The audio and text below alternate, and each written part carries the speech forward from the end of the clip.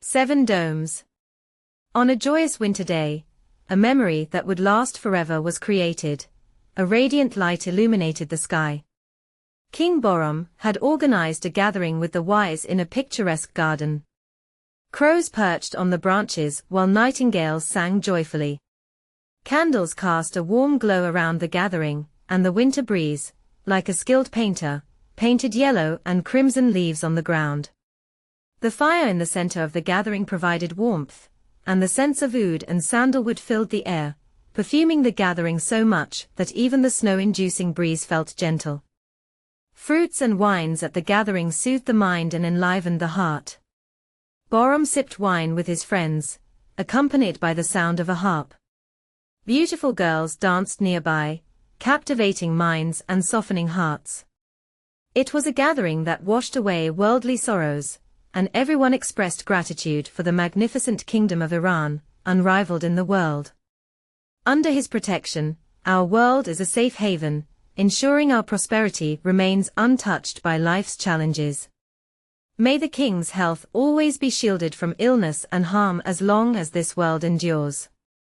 Among the court companions, there was a wise architect who had mastery of natural sciences, geometry, and astronomy.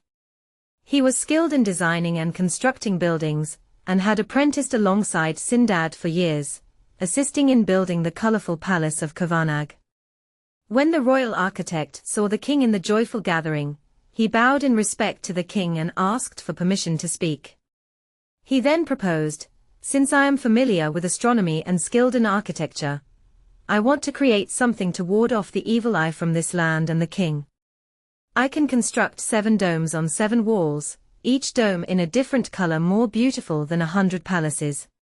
The king of 7 beautiful wives, each representing one of the 7 countries, could reside in these domes, each designed according to a specific astronomy, and with a unique ceremony for each day of the week.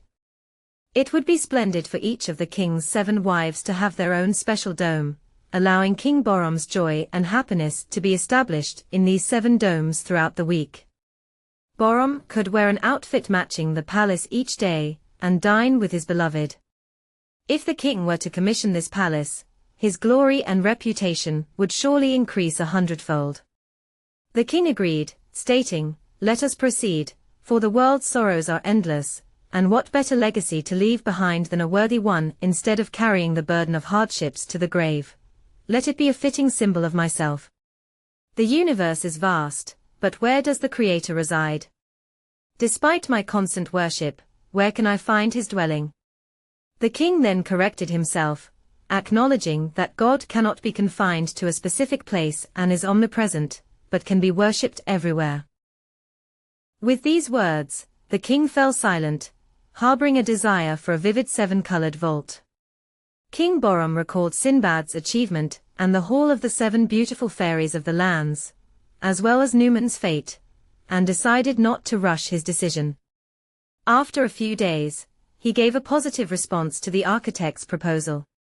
On a blessed and joyful day, the architect began constructing a 7-domed structure. Within 2 years, a palace was completed that resembled the paradise of God. The 7 domes stood out like jewels in his artistic creation. When the king visited and saw the domes, which resembled the 7 heavens, he thought to himself, "Numan's tribute to Sindad pales in comparison to this legendary structure." Numan's tribute to Sindad fell short of justice with the completion of the legendary structure. He then retreated into a life of asceticism, emulating Indian ascetics in the desert, far removed from society. In a world where some perish from thirst while others drown in water, it is essential to prioritize justice, shun excess, and avoid extravagance. The architect designed the palace, with each dome resembling a celestial body. The dome inspired by Saturn was dark like a black pearl, while the Jupiter dome had a complexion akin to sandalwood. The Mars dome had a red ruby hue, the Sun dome gleamed like gold, and the Venus dome was as white as the planet itself. The Mercury dome sported a turquoise shade symbolizing victory, and the moonlit dome was green, symbolizing the king's good fortune.